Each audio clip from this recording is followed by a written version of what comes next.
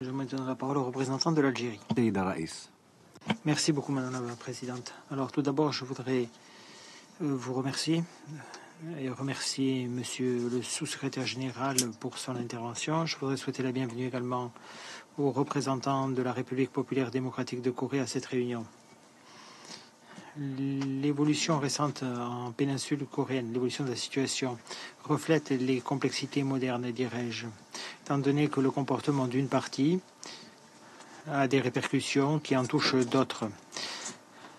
Les craintes sécuritaires sont liées aux besoins humanitaires et la voie vers la paix est de plus en plus difficile. Le lancement d'un missile balistique intercontinental le 31 octobre a suscité des craintes au sein de la communauté internationale. Et ceci a accru les tensions dans la région, dans une région qui est déjà clairement fragile et menace les bases du cadre général de non-prolifération. Cependant, il est important de prendre un petit peu de recul. La tendance à un armement de la région, les exercices militaires à grande ampleur et le déploiement d'éléments stratégiques alimentent une escalade qui ne sert les intérêts de personne. La tendance actuelle pourrait mener à une escalade échappant à notre contrôle et menaçant de créer une explosion dans la région. La situation humanitaire, en outre, mérite une intervention qui doit être engagée de toute urgence. Madame la Présidente, l'histoire nous a appris que les conflits coûtent très cher et que le dialogue permet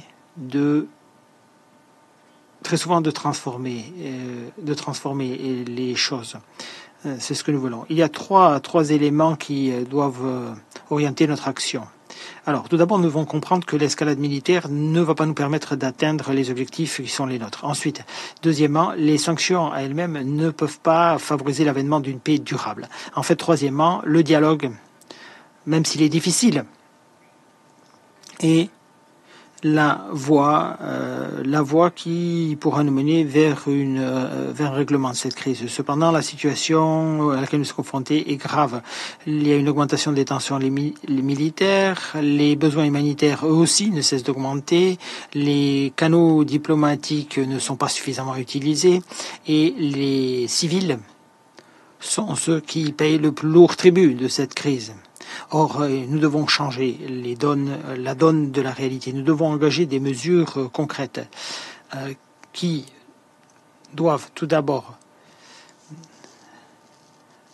veiller à ce que toutes les parties travaillent à l'apaisement des tensions et réduisent immédiatement les activités militaires dans la région. Ensuite, deuxièmement, les contacts diplomatiques doivent reprendre et le dialogue doit pouvoir avoir lieu sans conditions préalables. Ensuite, troisièmement, nous devons promouvoir l'acheminement de l'aide humanitaire. Nous devons en outre prendre des mesures de renforcement de la confiance, c'est le quatrième point. Cinquièmement, nous devons mettre en place des mécanismes de dialogue au niveau régional impliquant tous les acteurs. Il ne s'agit pas ici d'aspiration, il s'agit d'exigence si nous voulons arriver à une paix véritable. Madame la Présidente, nous ne saurions ignorer la dimension humanitaire du problème. En effet, chaque jour qui passe sans paix est une journée de plus où la souffrance des populations civiles va augmenter. Chaque jour qui passe où les populations ne voient pas leurs besoins élémentaires satisfaits, eh bien, fait que les travailleurs de l'humanitaire ne sont pas à même de s'acquitter de leurs fonctions. Or, ceci est intenable, Madame la Présidente. Nous sommes opposés, Madame la Présidente, à toute mesure violant les résolutions du Conseil de sécurité. Nous rejetons toute mesure menaçant la sécurité internationale. Cependant, nous sommes également conscients du fait que la paix n'est pas possible par le biais uniquement de sanctions. Notre objectif commun demeure le désarmement nucléaire généralisé dans la péninsule coréenne, de manière complète et vérifiable et irréversible. Cependant, ces objectifs doivent être obtenus par la paix.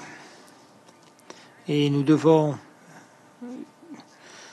utiliser le dialogue pour atteindre cet objectif. Nous invitons toutes les parties à renoncer à l'escalade, faire le choix du dialogue plutôt que l'affrontement, choisir la diplomatie plutôt que la provocation, et nous les engageons à placer les intérêts de leur population en premier. Malgré les difficultés, la voie est claire. C'est une voie qui suppose d'avoir le courage de faire le choix du dialogue malgré les tensions.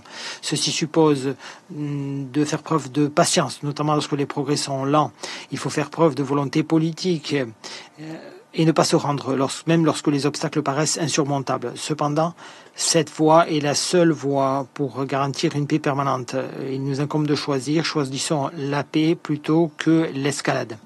La tension n'est pas pour autant inévitable et la paix n'est pas hors de portée. Je vous remercie. Je remercie le représentant de l'Algérie pour sa déclaration.